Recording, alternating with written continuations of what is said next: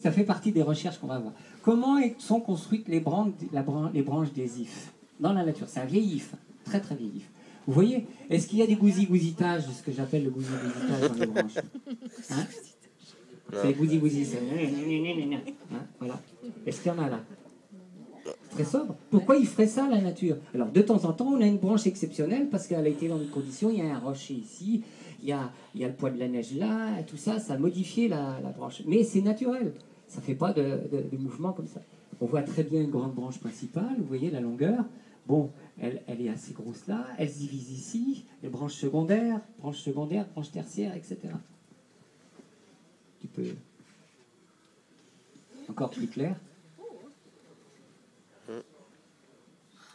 Trop vite. Voilà.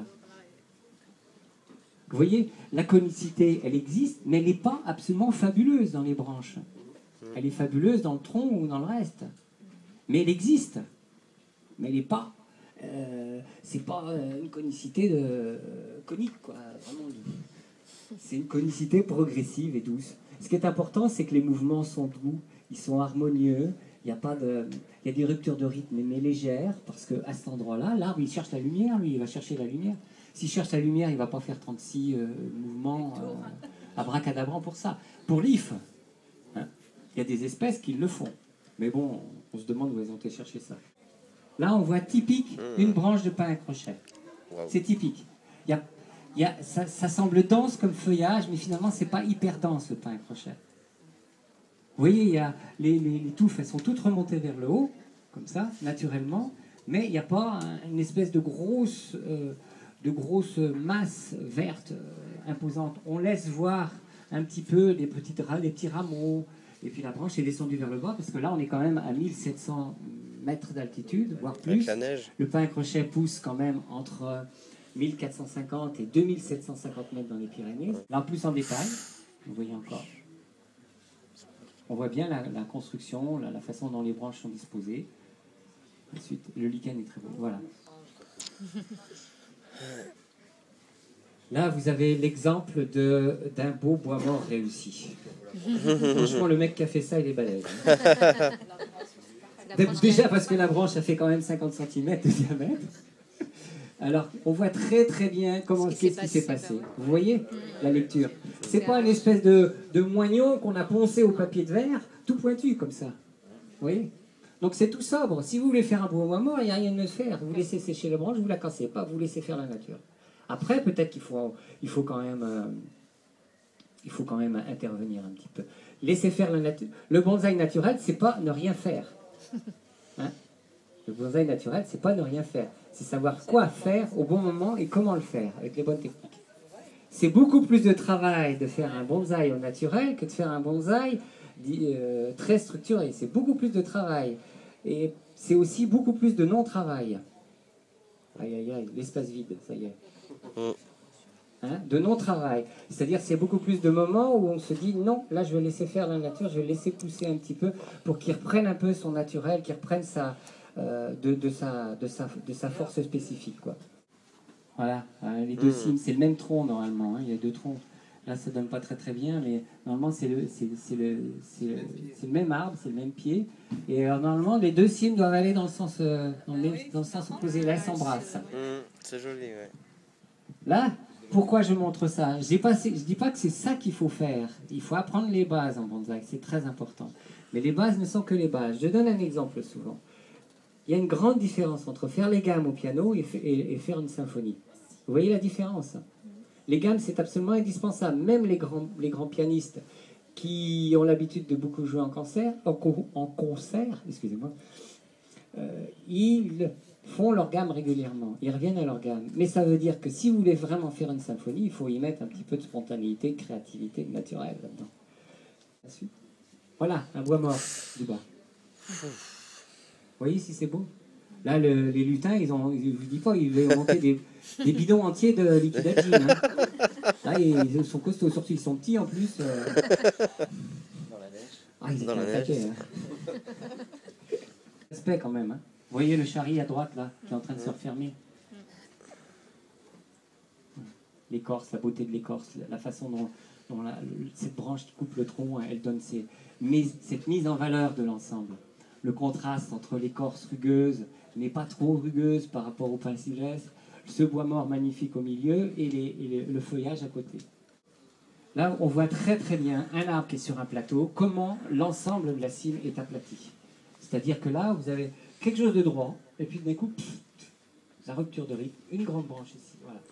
Et vous regarderez sur certains de mes pins, j'ai fait beaucoup ça sur les pins à crochet, l'ensemble de la cime. C'est pas simplement pour ramener la cime à cet endroit-là, c'est simplement pour être dans la même évocation que le milieu naturel. Je raconte une histoire. Je ne suis pas en conformité avec première branche, deuxième branche, troisième branche. Vous comprenez ça, vous qui pratiquez le bonsaï. Je ne suis pas en conformité avec ça. Mais je raconte une histoire. Alors tout est à savoir. Est-ce qu'on veut être dans la conformité des normes, qu'il faut absolument savoir quand même, hein, ne serait-ce que pour ne pas... c'est les gammes du pianiste. On revient de temps en temps. Quand on est bloqué à un arbre, on revient aux normes et hop, automatiquement on recadre quand on ne sait pas quoi faire sur un arbre. Alors regardez cette branche de hêtre. Pourquoi qu'il a été faire ça? Mais qui c'est qui m'a fait ça? Hein, regardez, il a fait ça. Voilà. Ouais. Il y a même un jean. Ouais. Il n'y a pas de jean sur les feuillus. On vous a pas dit ça? Mais pourquoi qu'il en fait un, lui? Il n'a pas écouté les coups ou quoi? Je vais vous dire une petite phrase de quelqu'un qui s'appelle Marcel Proust. Accrochez-vous. Voilà, vous êtes assis. Seule la perception erronée place tout dans l'objet, c'est-à-dire la forme, quand tout est dans l'esprit. Qu'est-ce qu'il nous raconte? Tout est dans l'esprit. Parce que l'esprit de l'homme peut embrasser l'infiniment petit, l'ADN, comme il peut embrasser l'infiniment grand, le cosmos, l'univers, la galaxie, etc. Tout part de l'esprit. C'est bien l'esprit qui guide le geste. Vous êtes d'accord avec moi? Si l'esprit n'est pas aiguisé, n'est pas ouvert à tout ce potentiel que la nature apporte, comment pouvoir faire quelque chose qui va dans le sens de la nature? Donc c'est pour vous dire que finalement, si tout est dans l'esprit, il faut cultiver l'esprit du bonsaïste. C'est pas simplement l'acquisition de techniques qui va faire qu'on va être meilleur en bonsaï, même si c'est important. C'est la façon dont on va avoir aiguisé notre esprit à ce que la nature nous enseigne. De même, c'est l'esprit de l'arbre, l'esprit des espèces. Chaque espèce a son propre comportement physiologique. Vous avez vu qu'une seule espèce, en plus, peut avoir des comportements différents selon le biotope dans lequel il est placé. Et même dans un même biotope, on peut avoir des choses différentes qui sont exprimées. Voyez le potentiel que ça nous apporte en bonsaï, si ce n'est pas fabuleux, ce potentiel de créativité qui nous a apporté. Cheminons dans la nature, c'est elle qui nous enseignera ce qu'il faut faire sur nos arbres.